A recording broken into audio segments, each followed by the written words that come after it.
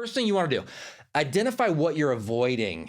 Okay. So, what are you avoiding by engaging in this specific addictive type behavior? Are you avoiding making progress in your job? Are you avoiding being intimate with somebody? And I don't mean anything sexual, like getting closer to somebody. Are you avoiding addressing a concern, having a tough conversation, potentially getting a reaction you don't want?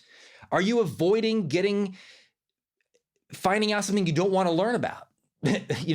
Potentially, like finding out that you have a health problem that needs to be fixed. So you're avoiding going to the doctor. There's going to be triggers in your life that are clues to what you're avoiding, because those triggers, which trigger your sympathetic nervous system, are going to be potentially connected to whatever it is you're not facing in your life. And so they're people, they're places, they're things. Things are like events or circumstances or activities that you engage in that you want to avoid. So you could potentially be avoiding golf because golf is connected to situations growing up where your parents put tremendous pressure on you to be a professional golfer. And so you avoid it, although you enjoy it. But every time you go by a golf course, it triggers you. Every time you hear somebody talking about golf, it triggers you. Every time that you see golf on TV, it's going to be a trigger for you. But we have to gain insight into ourselves to see what these actual triggers are. That insight is tremendously valuable. Tremendously valuable. And if you can't identify that you're avoiding some things and what those might be, well, do a timeline of your life and figure out, well, what things happened since my first memory that were negative in my life. And you can even do positive in my life too, but significant situations in your life. That can give you some insight in what you might be avoiding. Talk to a counselor to get some insight. Talk to your friends to get some insight. Good friends who are going to ask you the hard questions, who are not going to let you out. They're going to knock on those doors that you don't want to open, that kind of thing. Those are good friends.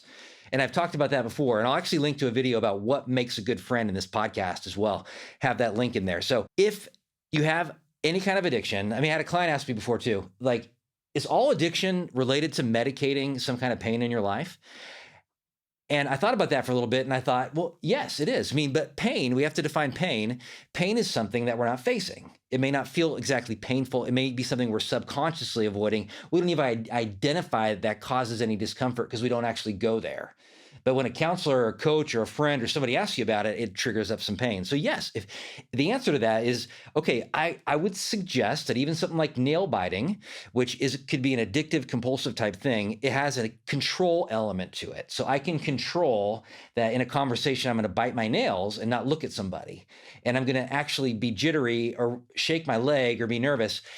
It is a form, it may not be a clinical level form of obsessive compulsive disorder. So I wouldn't call it a disorder, but an obsession is technically something that we can't stop doing. We just do it. Obsession is a thought, something we just think about. Worry would be an obsession. A compulsion is something that we have lost some level of control of engaging in, and that would be biting your nails. But it all relates to control. So I've had one client, and I've had many clients with OCD, like clinical level OCD, and they will have to do things in order to feel safe. So like step over cracks or say prayers at night the same way all the time, or say, and tuck their kids in a certain way, or eat food in a certain way, and maybe they can't eat it all at one time, or they have to eat it all at one time, or they have to finish everything on their plate. But there's rituals along with that compulsive type behavior.